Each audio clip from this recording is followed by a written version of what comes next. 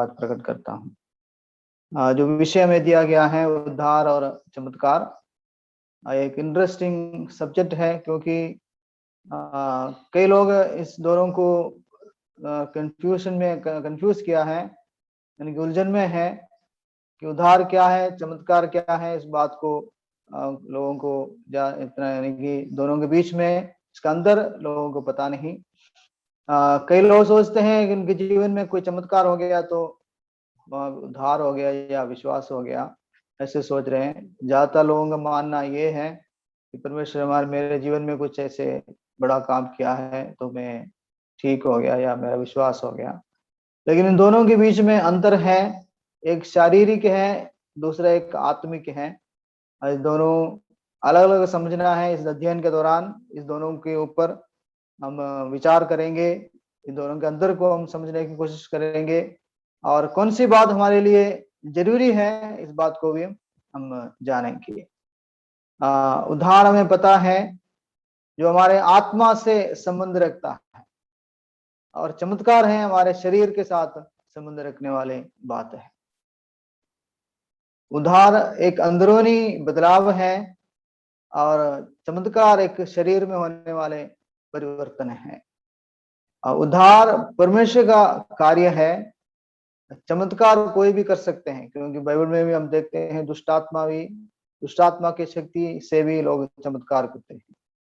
और उद्धार वर्तमान और भविष्य के साथ, दोनों के साथ संबंध रखता है। चमत्कार सिर्फ इस शरीर और इस वर्तमान समय से संबंध रखता है।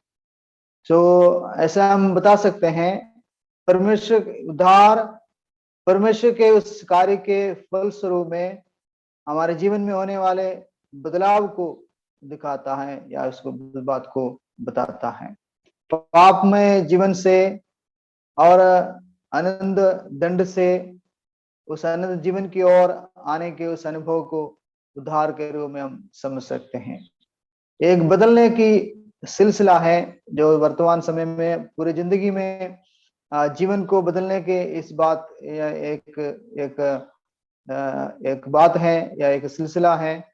हम परमेश्वर हमारे जीवन को बदलता है और बदलते रहते हैं, और अंत में हम प्रभु के समान बदल जाते हैं। तो एक उद्धार एक बदलाव का सिलसिला है। तो जब हम विश्वास करते हैं, हमारे जीवन बदलना शुरू होता है, और प्रभु हमारे जीवन को बदलता हुआ आखिरी में उसके समान हमें बनाएंगे। सो ये है उद्धार।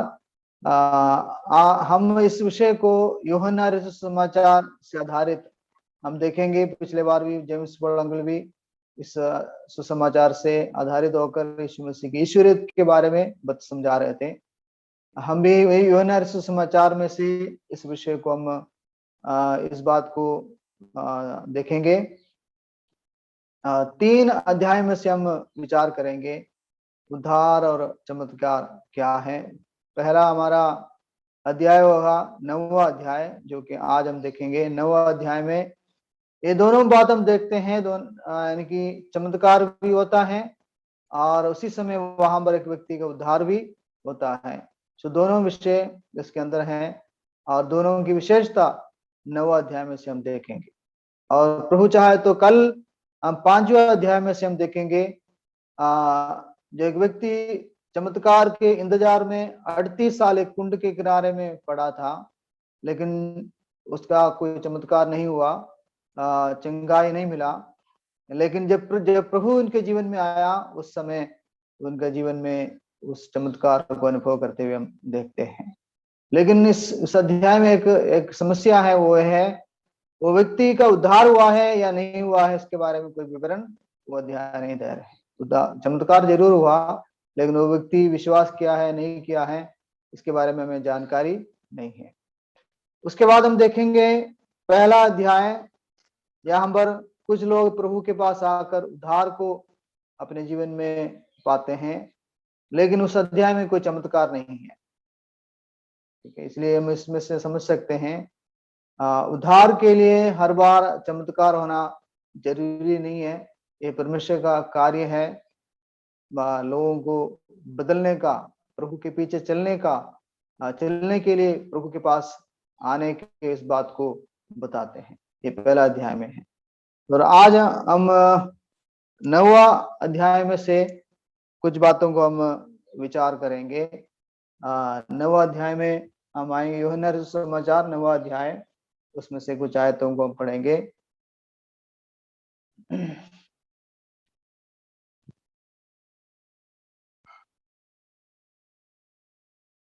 तो पहले हम इस अध्याय के संबंध में कुछ बातों को हम देखते हैं।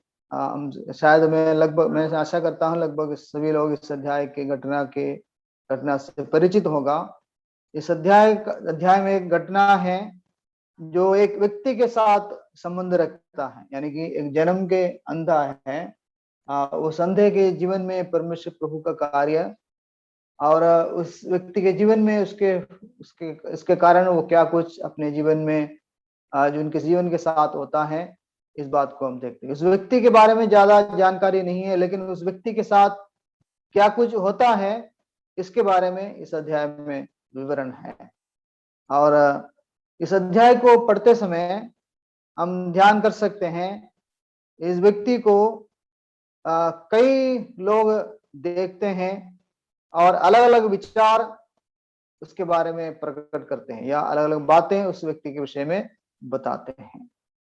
और सबसे पहले हम देखेंगे कौन है इस व्यक्ति को सबसे पहले बार देखा, और उस व्यक्ति का प्रतिक्रिया या उसके बारे में क्या बताया, उस बात को पहले हम देखेंगे। इसलिए पहला वचन हम पढ़ेंगे, यूहन्ना रचित सुसमाचार नौवा अध्याय पहला वचन। जब जाते हुए उसने एक मनुष्य को देखा जो जन्म का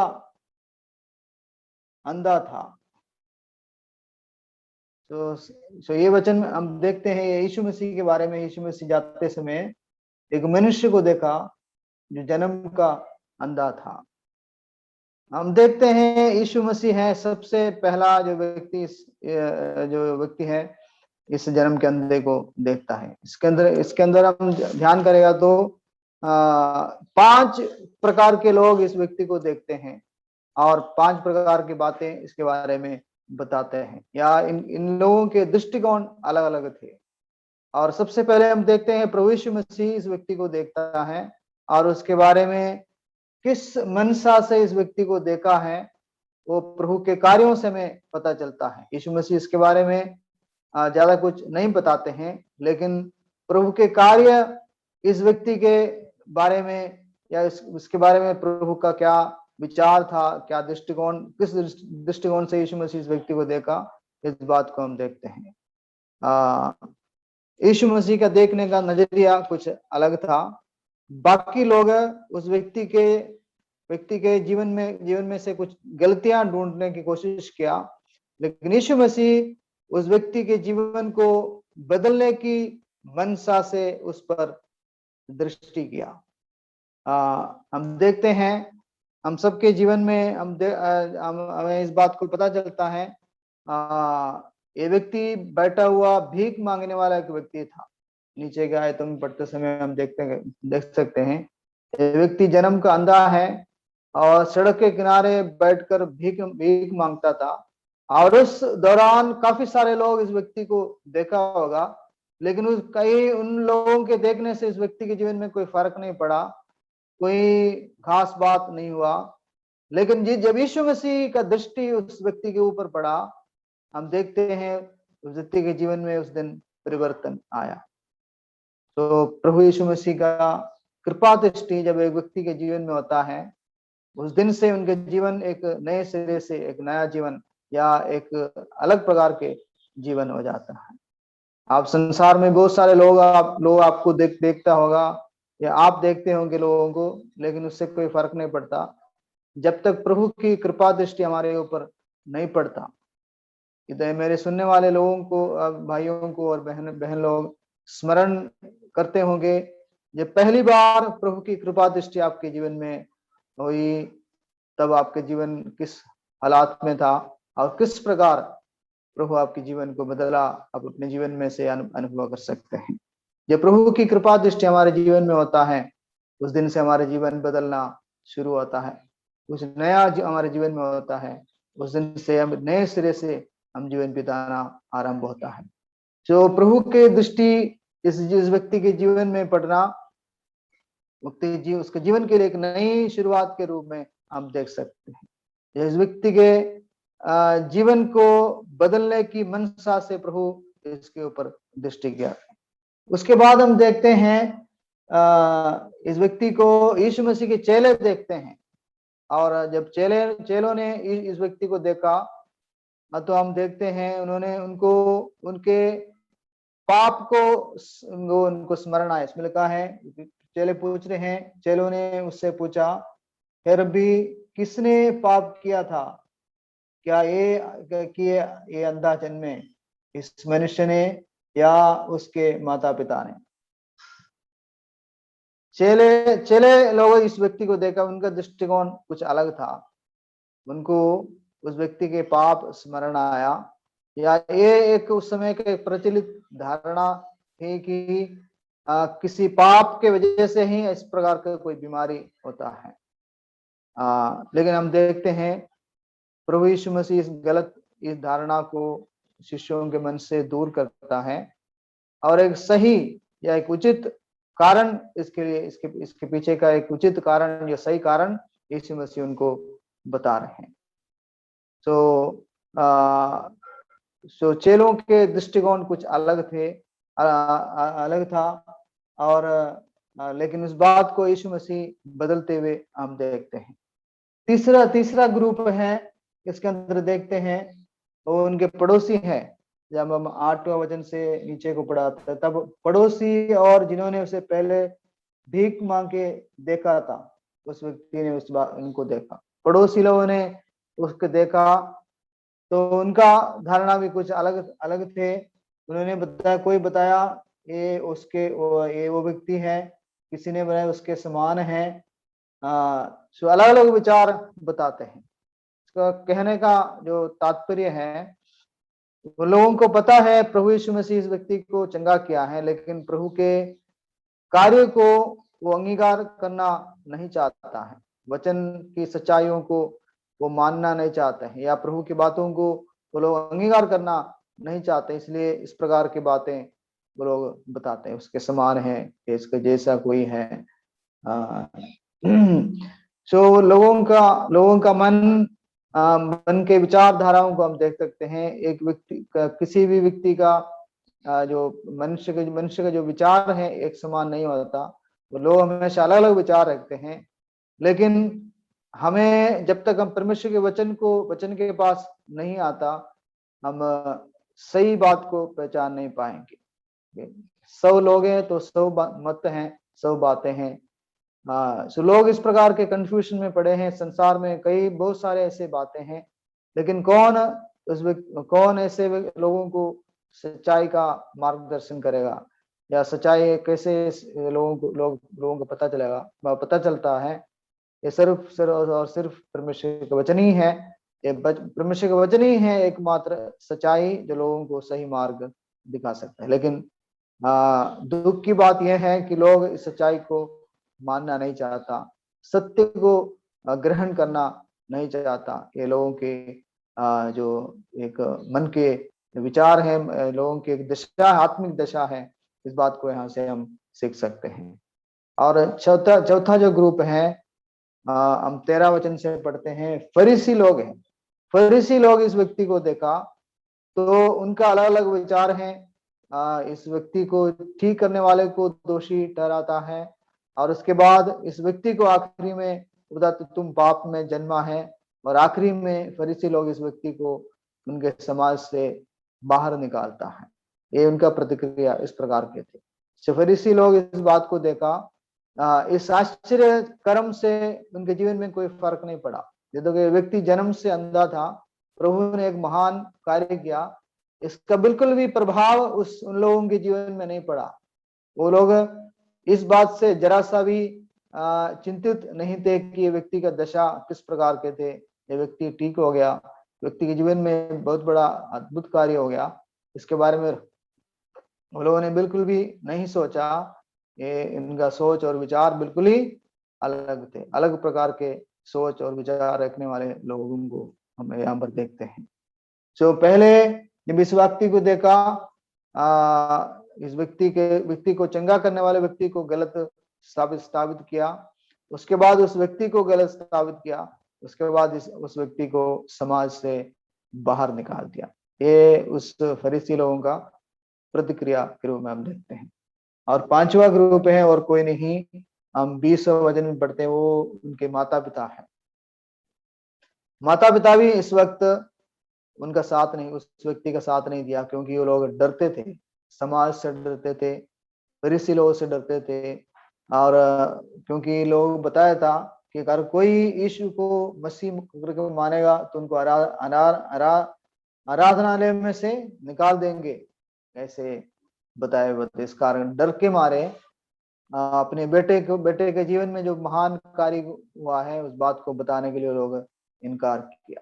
तो ऐसे भी लोग हैं, डर के मारे प्रभु को मानना नहीं चाहते। सो ये लोग, इनका जो अलग अलग जो प्रतिक्रिया है, ये अलग अलग प्रकार के लोग आज वर्तमान समय में भी हम इस संसार में हम मिलते हैं, हम देखते हैं।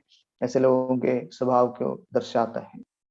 सो यीशु मसीह देखा, चेलों ने देखा, और आस पड़ोस के लोगों ने देखा, फरीसी लोगों ने इस व्यक्ति को देखा, और चंगा होने के बाद, ठीक होने के बाद उनके माता पिता भी इस व्यक्ति को देखा, लेकिन किसी ने भी सही तरीके से प्रतिक्रिया नहीं किया। अभी हम इस चमत्कार के कुछ विशेषताओं को देखते हैं। इस चमत्कार की विशेषता इस प्रकार है, यहाँ पर जो चमत्कार करते हैं उस चमत्कार का जो तरीका है, यहाँ पर यीशु मसीह बोलकर चंगा नहीं किया, लेकिन कुछ कार्य कर चंगा करते हुए हम देखते हैं। हमें पता है यीशु मसीह कई लोगों को बोलकर चंगा किया। जब 10 कोढ़ी मिले, यीशु मसीह बताया, जा अपने आप को याचकों को दिखा, सिर्फ इतना ही बोला। और कोढ़ी लोग जाते जाते ही चंगा हो गया। प्रभु विशेष से कुछ नहीं किया, सिर्फ इतना ही बोला, अपने आप को याचकों को दिखाओ। प्रभु के कहने से, प्रभु के बोलने से 10 कोढ़ी लोग ठीक हो गया, चंगा हो गया, असाध्य रोग ठीक हो गया। और यीशु मसीह एक बार काना में एक व्यक्ति आया, उस व्यक्ति के बेटा कफरनहूम में बीमार था, और वहीं खड़े होकर यीशु मसीह बताया, जा तेरा बेटा ठीक है। तो प्रभु के एक वचन कहने से वो व्यक्ति ठीक हो गया। तो प्रभु ऐसे भी ठीक कर सकता था, लेकिन यहाँ पर कुछ अलग है। यहाँ पर यीशु मसीह उस व्यक्ति के जीवन में अलग प्रकार के कार्य करते हैं। ये उस सृष्टि के उस कार्य को हमें स्मरण दिलाता है। प्रभु परमेश्वर सृष्टिकर्ता परमेश्वर है। जब संसार को बनाया, परमेश्वर सब कुछ बोलकर किया, लेकिन जब मनुष्य का बनाने का समय आया, कुछ कार्य करते हुए हम देखते हैं। एक व्यक्तिगत रीति से संबंध रखने वाला परमेश्वर है। मनुष्य के साथ व्यक्तिगत रूप से संगति में रहने के लिए प्रभु हमेशा पसंद करता है। जो मनुष्य के साथ वो साथ मिलता जुलता है। मनुष्य के सुख दुखों को प्रभु जानता है। जो प्रभु यीशु मसीह उस व्यक्ति को छूते हुए, व्यक्ति के साथ मिलते हुए और इस व्यक्ति के साथ व्यक्तिगत संपर्क में आते हुए हम देखते हैं। परमेश्वर इतना महान परमेश्वर होते हुए अपने आप को इन मनुष्य से दूर रखना नहीं चाहता, मनुष्य के साथ संबंध रखना चाहते हैं। मनुष्य की आराधना और स्तुति में प्रभु आनंदित होते हैं, और मनुष्य के साथ एक व्यक्तिगत संबंध परमेश्वर रखना चाहते हैं। तो ये चमत्कार परमेश्वर के उस इच्छा को और सृष्टि के उस कार्य को हमें स्मरण दिलाता है। दूसरी बात है, 32 आयत पढ़ेगा तो मैं समझ में आता है, इसे लिखा है, जगत के आरंभ से ये कभी सुनने में नहीं आया कि किसी ने भी जन्म के अंधे की आंखें खोली हो। जो एक जगत से आरंभ से ऐसे कोई काम सुनने में नहीं आया। ऐसे एक अनोखा प्रकार का चमत्कार था कि यीशु मसीह जो चमत्कार करते थे, वो जैसे कोई लोग बुखार या कोई सर दर्द, ऐसे कोई छोटे मोटे बीमारी के लिए लोग प्रार्थना करते हैं, ऐसा नहीं था।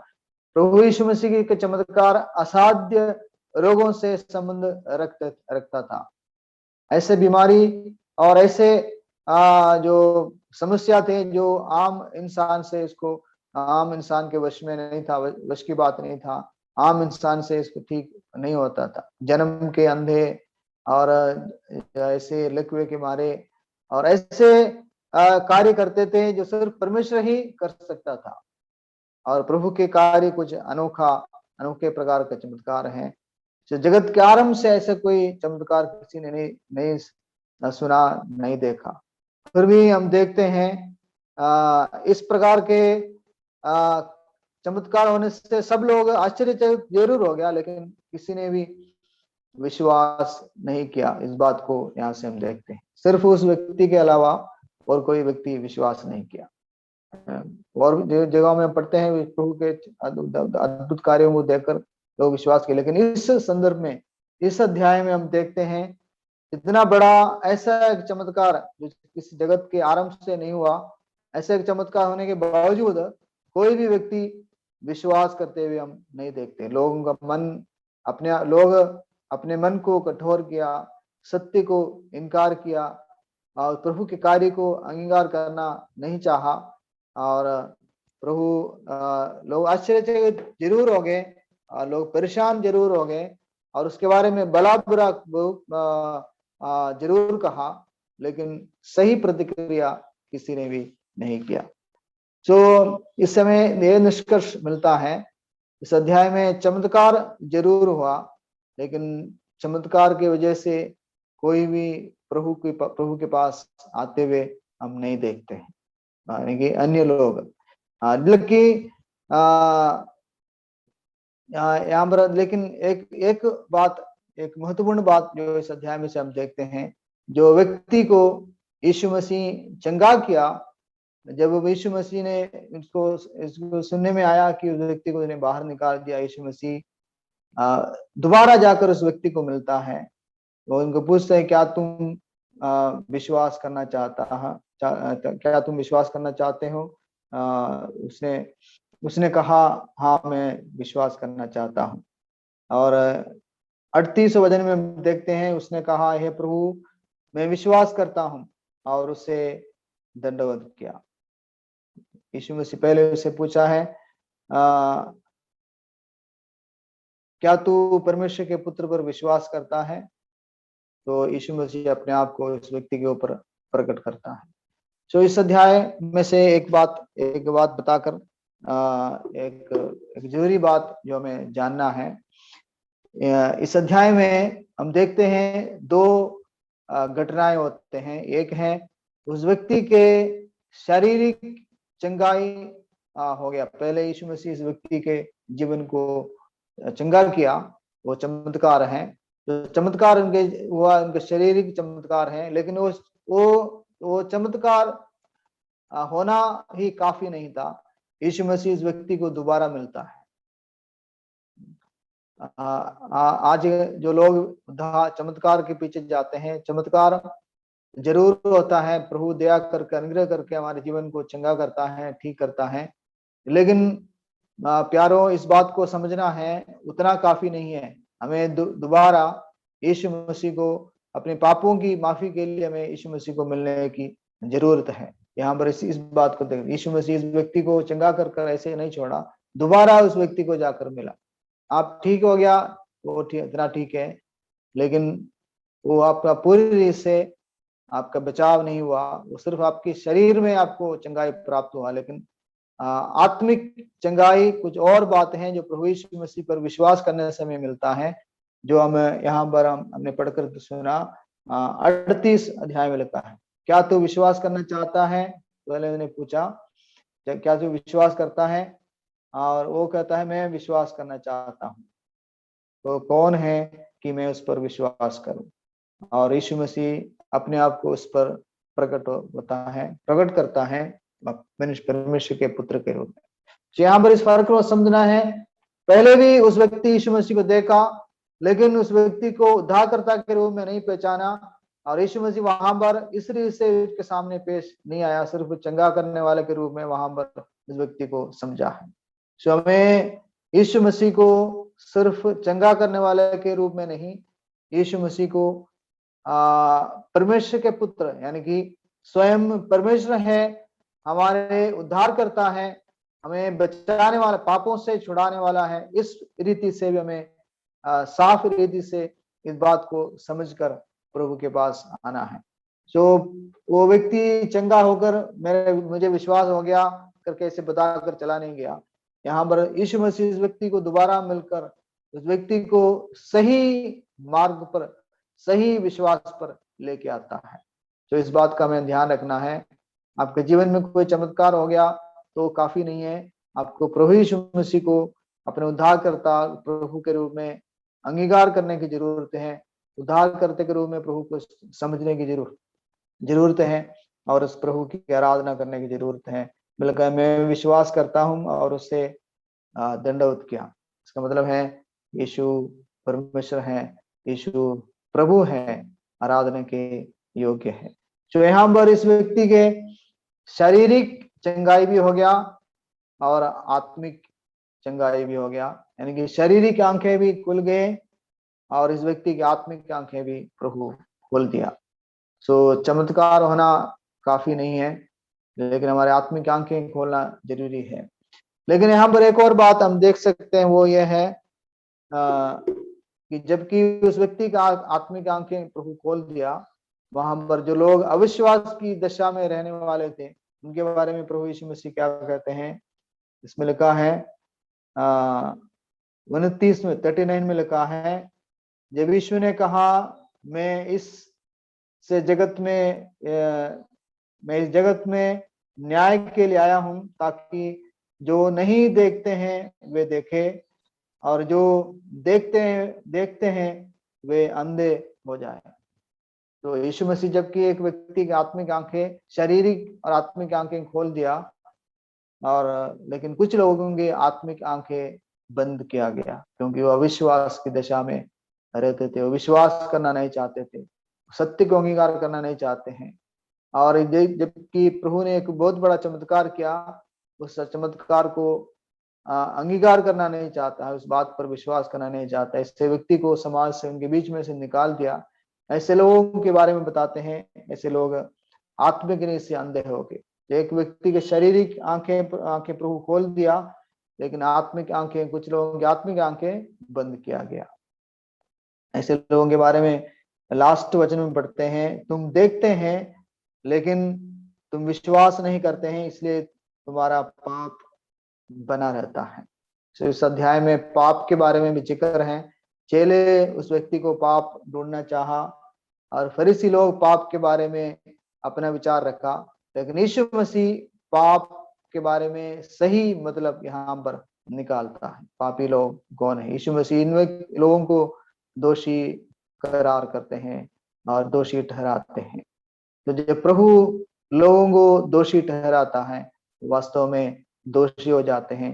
जबकि प्रभु लोगों को आजाद करता है, जिनकी आत्मिक आंखें खोलता है, जिनको स्वतंत्र करता है, वास्तव में स्वतंत्र हो जाते हैं। सो यीशु मसीह के प्रभुत्व को यहाँ पर देखते हैं। प्रभु एक व्यक्ति को चंगा किया, एक व्यक्ति को बचाया, लेकिन उसी समय प्रभु न्याय भी करता है और सजा भी सुनाता है और लोगों को दोषी भी करार करते हैं। तो यीशु मसीह सब कुछ करने वाला है और प्रभु यीशु मसीह सच्चा न्याय भी है, उद्धार करता जरूर है, लेकिन यीशु मसीह न्याय भी है, लोगों को दोषी भी ठहराता है। इसलिए हम सिर्फ चमत्कार के पीछे जाकर अपने उद्धार को हम खो बैठेगा तो हमें भी प्रभु एक दिन दोषी ठहराएगा। हमें पापों की माफी के लिए यीशु मसीह को अपना प्रभु मानकर ग्रहण करने की जरूरत है। जो ये अध्याय में से हम इस बात को देखते हैं, जन्म का अंधा, ऐसे चमत्कार जगत के आरंभ से किसी को सुनने में नहीं आया। ऐसे एक चमत्कार हुआ, लेकिन वो उतना काफी नहीं था। उस व्यक्ति की आत्मिक आंखें भी खोलने की जरूरत थी। उस बात को हम आगे के वचन में देखा। यीशु मसीह इस व्यक्ति की आत्मिक आंखें खोल दिया, तो वास्तव में वो शरीर में और आत्मा में ठीक होकर प्रभु की आराधना करते हुए, प्रभु की स्तुति करते हुए हम देखते हैं। तो इस प्रकार का एक बदलाव हमारे जीवन में होना जरूरी है। प्रभु इस वचन से हमें सहायता करें। प्रभु चाहे तो कल 5वां अध्याय में से प्रभु के एक और चमत्कार हम देखेंगे, और वहां के इस अध्याय में जो प्रतिक्रियाएं हैं, जो हलचल होते हैं, उसके बारे में भी हम प्रभु चाहे तो कल देखेंगे। प्रभु हमें सहायता करे, वचनों के द्वारा प्रभु हमें आशीष दे।